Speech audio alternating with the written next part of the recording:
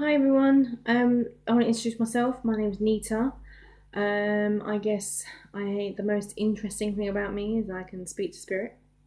And I want to talk about ghosts and stuff with you. And I hope you indulge me and listen to me and maybe share some of your stories that you have. Um, I'm going to share one of my stories with you today. It is actually my first experience at seeing a ghost. So I'm going to go way back to when I was 5 years old. So we're going to be talking about my first experience seeing a ghost. So let me set the scene for you. I lived in an apartment, well, not an apartment, a tower block. It was only 3 stories high, so it wasn't a very big one. I lived with my mum, and I had my own bedroom, and I had a walk-in wardrobe, but it was quite small. It was like only had one door on it, and very small. And my mum put me to bed, and it was quite late at night, and it was thunder and lightning and raining, very heavy rain. And I think the rain had woke me up, and I was laying in bed, and I heard my wardrobe door creak. And I was like, why is my wardrobe door creaking? So I got a little bit scared, and I turned over in my bed and put the blanket over my head, as you do. And it was one of those doors that you had to pull open because it had one of them little ball latches that keeps it locked, so it can't just open on its own. And it was quite a stiff one, so you had to pull it really, really hard. And so yeah, so I heard it creaking, and I'm like, okay, this is very strange. Like, why is it creaking? And I was laying in bed, and I plucked up the courage to take the blanket off my head because I felt like someone was in the room with me. And I turned around, and I saw a hand. And the only way I can describe this hand to you is that it looked like a Mickey Mouse hand, that big white glove, and it was waving at me. And I was like, oh my God. And then it pulled its hand back into the wardrobe and then pulled it back out, but it had one of them, I don't know if you guys remember back in the early 90s, you had them plastic tennis rackets, like kids' tennis rackets. It pulled out one of them. I didn't have one of them. It was waving it, and it was like kind of tempting me to come and play with it.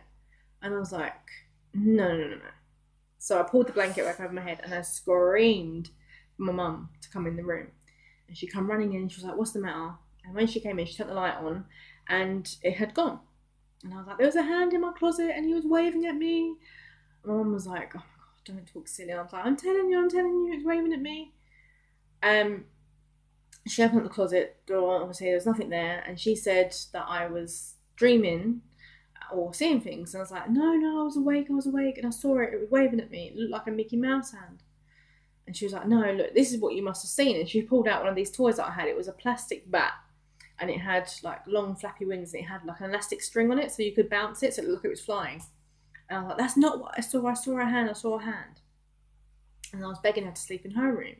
She's like, no, you can't sleep in my room. You've got to be a big girl, and you've got to stay in your room. And I was like, no. And there was a big lightning bolt, and she was like, fine, you can come and stay in my room. And I was like, yes, please.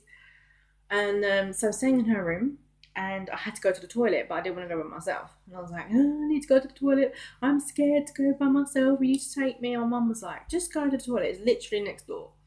And I was like, no, you need to take me. So she got up with me, took me to the toilet, and then we're sitting in the toilet, and it was really, really heavy raining. And we lived on the top floor. And we had a big crash in my mum's bedroom. And my mum was like, what was that? And I said, I don't know. So we'd come out the bathroom, gone into her bedroom, and the ceiling had fallen onto her bed. And we were like, just in shock. Complete and utter shock. You could literally see the sky from her bedroom, and it was pouring down with rain, so we had to call the fire brigade and everything. And the police came, and the fire brigade people came, and they said to us, like, you're very lucky, because if you would have been in that bed, you would have been dead. It would have crushed you because it's very heavy concrete. Mum was like, I can't believe it. She said to the fireman, she said, if my daughter hadn't asked me to take her to the toilet, I would have been in that bed, and she would have been in her bedroom. So he was like, you're very, very lucky. So I came to believe that that ghost or spirit or hand, you know, whatever it was a blessing for my mum. Because if that hadn't have happened and I wouldn't have got scared and wanted to sleep with my mum and then wanted her to take me to the toilet, she would have been in that bed and, you know, God forbid, but she would have died. So that happened. And, you know, I just thank God that did happen because, you know, didn't want anything else to happen to her. And they fixed the ceiling and everything. And I didn't see nothing else.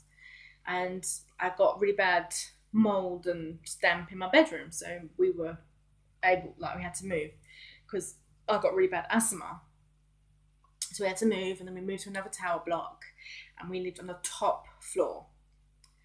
And it was a lovely view, you know, saw everything, saw the parks, saw everything. But the first day that we moved in, I was looking out the kitchen window and I saw a black figure fall down past the window. And my mum was like, get away from the window now, get away from the window. And I was like, why? I saw something before, I don't know what it was, Mum. And she was like, don't worry about it, get away from the window. So I was very, very curious and looked out the window, and unfortunately it was a man. He had jumped off the roof. He was, you know, I found out later in life that he was a very depressed man, and, you know, everything had gone wrong in his life and he just couldn't take it anymore, and unfortunately he took his own life. So that happened, and we were a few months later sitting in the living room, and we were watching TV, and we could hear footsteps on the ceiling, and we lived again on the top floor. And I looked at my mum for, like, kind of validation of, like, can you hear that? And she looked at me as well, and she was like, what's that? And I was like, I think someone's walking on the roof. And my mum was like, oh my God, I better call the police because I don't want another like bad thing to happen. So we called the police, and the police came. And when they came, there was an access point in the communal hallway, but it had a padlock on it, and that is the only way to get onto the roof. So they're like, well, there can't be anyone up there because the padlock's still on there. So they got the caretaker. He locked it, and the policeman got on the roof, and the old policeman was staying in the living room. And he radioed the policeman on the roof, and he said, are you walking on the roof right now? And he said, no, I'm standing completely still, just looking around. He said, well, is there anyone up there? And he said, no, it's just me. He said, well, I can hear footsteps. And he went, well, I'm not walking around. So the policeman came back down, and they were staying in the living room. And again, we could hear the footsteps. And the policeman picked up our broom, and he had the handle, and he was banging it on the roof.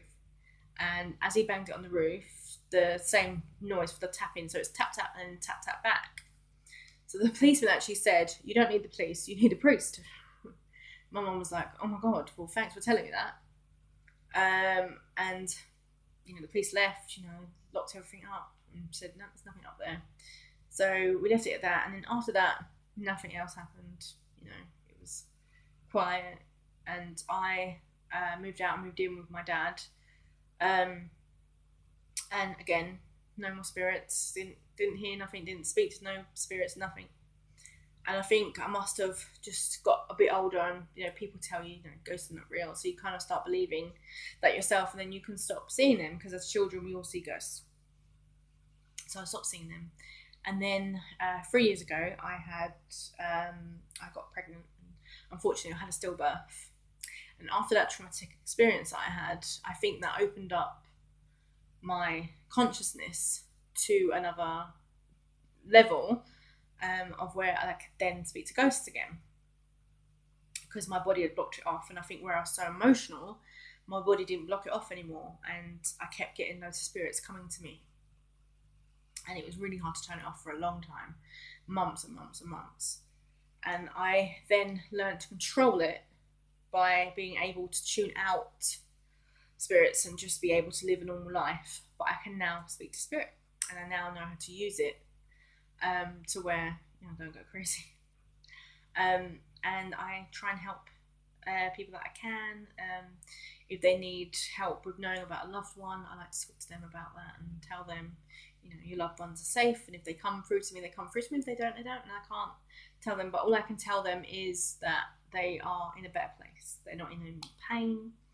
They are safe. and they will be waiting for you when you reach the other side. Now, I can't tell you if there is a heaven, I don't know. But all I can tell you is that from what I've been told is that it's very peaceful and just a place where you will feel safe once you go to the other side. So, yeah, I think that's that for this video. I will have more videos for you with more experiences because I've had a lot of them. And I will tell you more about my life story in another video. Yeah, and I will talk to you about me when I have my baby, but I'll save that for another video. And just, I know there's loads and loads of parents out there that have lost children, and it's one of those things that people don't talk about, but well, I will talk to you about it. But yeah, so I'm going to end this video now. I hope you enjoyed my experience when I was a child. It wasn't too scary. And please comment below, tell me about any experiences that you have or had as a child or have now as an adult. And please subscribe, please. And yeah, and I'll speak to you guys soon, and thanks for listening to me. Bye.